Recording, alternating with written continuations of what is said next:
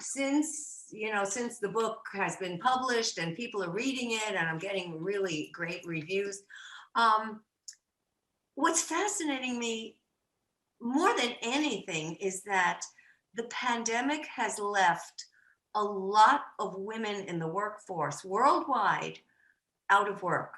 Yeah. Whether they have said, I've had enough, I can't manage everything, I can't juggle the child rearing and all the necessities of uh, watching what goes on in the house.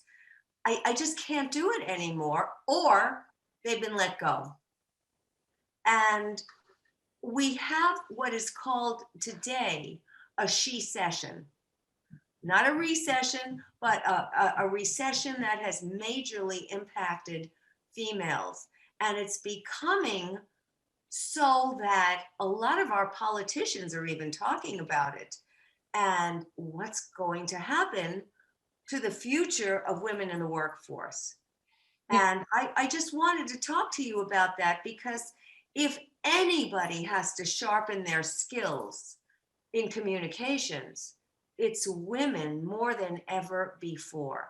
And when I was Yeah. interviewing people for the book, I was finding that women, even more so than men, and men were not too thrilled of having to shave every day and put on at least a tie and a decent shirt to appear as though they were working.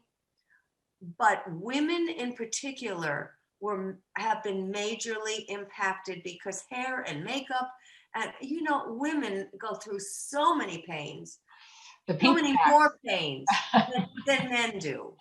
Oh yeah. Yeah. My husband gets out of the shower, he goes, hair's done, and I walks know. I off. told I told your husband it's not fair. It isn't fair. But it's funny as you're talking about this, because there was a video I watched about this. I think it was Greenland. I got to look back because I didn't know we were going to talk about this today, but where they were forcing paternity leave, that if women take it, men take it, because the gap in income and progression in the workplace was mostly because women took off a couple of years every time, or a year or whatever you might lose with staying home with their kids. And so they would be out of the promotion possibilities. And so they'd get behind. So they caught up dramatically when they would start to have men kind of forced paternity leave, and then the women would be in and they would be back, and then it would make it more fair. But now, I don't know what they're doing there. In Greenland still is probably still the same thing, but here we don't do that. And we're already separated because of some of those kinds of issues in terms of where we fall in the rank. So now we're even worse with COVID. Everybody's in a unique position. There have been some companies, because I've known people in them, where they are demanding that the men do take paternity leave, but they're very few and far between. Yeah. And many of the women do not want to even get engaged and married because they know that the next step is to have children, and where does their relationship with work go? Yeah. And do they suddenly become part of somebody coming back to work and vying for that glass ceiling only to bang their head? It has been a very difficult situation for women now, especially. And I keep thinking back to the lean in work that has been done by Facebook's COO Sheryl Sandberg, and how so many women in the workforce are almost afraid of moving on up the ladder for fear that they will be less attractive to men. I saw it personally when I was teaching MBA courses. My classes were more and more filled with professional women because the MBA courses were at night. And they were more and more filled with women, and the women were uncertain about where they wanted to go in their professional career. And it was somewhat daunting to me because here they were putting in all these hours in an MBA program and having to go through that. It's not an easy degree to get. Yeah. And yet they were stopped. They stopped themselves. And what I experienced firsthand was identical to what Sheryl Sandberg wrote about and talked about on all her videos.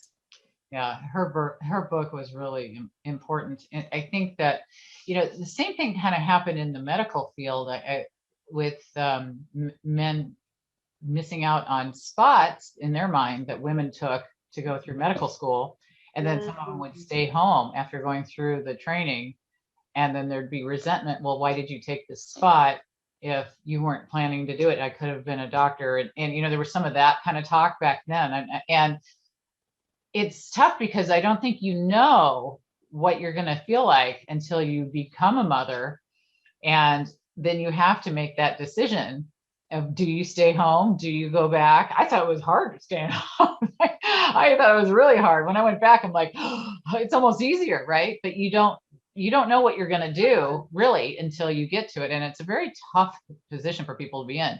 But so either way, though, we've got women at this different crossroads. So let's bring this to communication, because since that's Yes. what you write about, what do we tell people, what the women specifically, I guess, how do you overcome some of these issues? One of the things that I open with in this book that has really stricken a lot of my readers were those two questions, uh, two crucial questions.